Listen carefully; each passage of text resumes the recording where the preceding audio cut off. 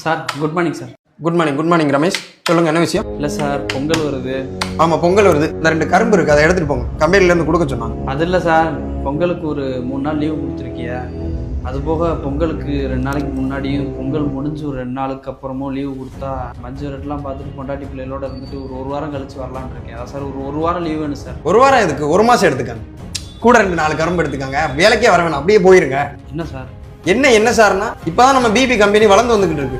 இந்த மாதிரி நேரத்தில் எனக்கு 1 வாரம் லீவ் வேணும், 1 மாதம் லீவ் வேணும்னா, அதாவது கம்பெனி 3 நாள் லீவ் விடுது சார். பிபி ஸ்டாஃபா நீங்கள் என்ன சொல்லணும் தெரியுமா?